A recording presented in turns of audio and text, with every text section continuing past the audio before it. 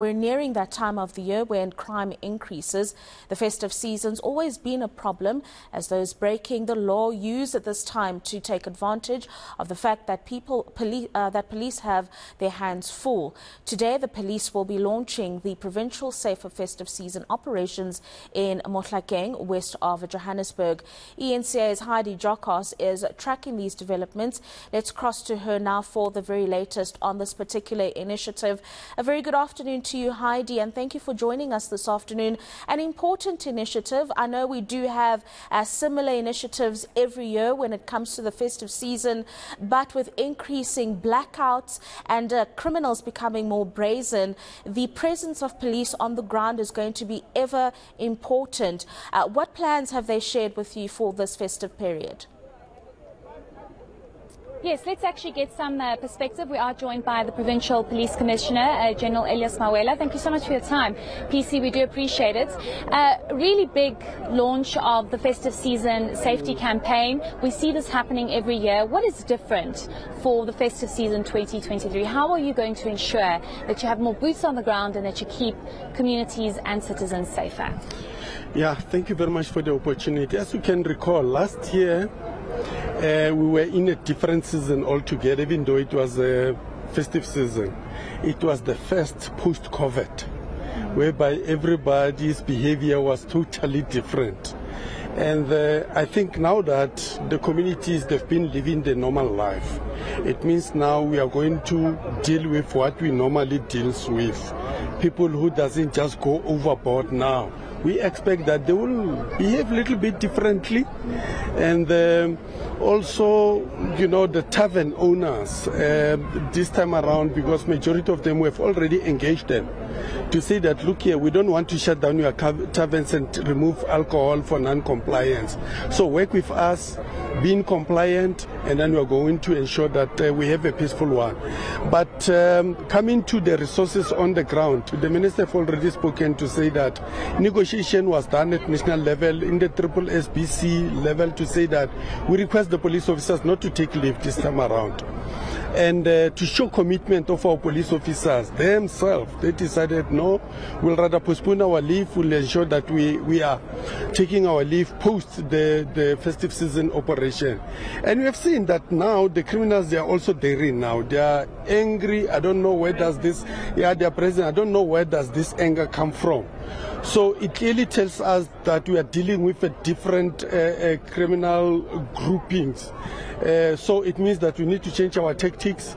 We are going to employ more of hardcore policing than what we used to do with the softer approach. You know, we go and meet and greet and whatever. So we are going to be a little bit harder. And even if we stop you along the road and whatever, if you are being pointed with firearms and whatever, understand that we are dealing with these criminals. But law-abiding citizens, they must rest assured that they will be protected. Our officers are properly briefed to be, cautious and ensure that they don't harm innocent people. But for the criminals, unfortunately, we are also going to meet them halfway. If they come to us harder, we are also going to be harder with them. Because what they are doing, especially in the province of Gauteng, they've pushed the level of anxiety very high. Very high. The communities are no longer settled. They are worried, and then they are concerned about their safeties. I receive a lot of messages from the communities, and communities, they are not happy, and they call upon me to say that step out, do something harder to push back these criminals, and we are going to respond positively from the community's call. I want to ask you about three issues specifically, Commissioner, about, for example, CIT heists that are happening, illegal mining, but also there's now a new element that's come into the mix of things with criminals attacking churches and congregants being robbed, and if I'm not mistaken, there was a pastor that was also shot in the process just last week. How are you going to handle this, especially in churches? Because nobody would think you would be attacked in a church, but now criminals are being even more brazen and going into a place of worship. Yeah, Gauteng is a melting pot of everything. If it didn't start in Gauteng, it ends in Gauteng. Anything which you see it elsewhere in the world, in other provinces, either it has started here in Gauteng or it ended here. So it's a melting pot. And criminal, as and when we mitigate this particular threat, You know, they change the modus operandi, they come up with the new things, and they target the softer groupings, like the churches. You understand? All of us, we never thought that people, they will attack the church groupings. Going there while people, they are singing and praying and start dropping everybody there. We never expected that. But working together with our communities, working together with the religious fraternity, will ensure that, you know what, especially when they are having this session during the night and so forth, they must alert the station commander to say that we're having a conference or we're having something whereby we expect that, you know, it can attract the criminal elements into our space. And then we'll intensify the patrols, deploying the community patrollers, deploying the mapanyazas in that particular space to assist the communities. And, you know, CIT, it's a worry for me. Yesterday we had one again in towards Mamelodi, Watlu, Sturmfall Road. We have one there.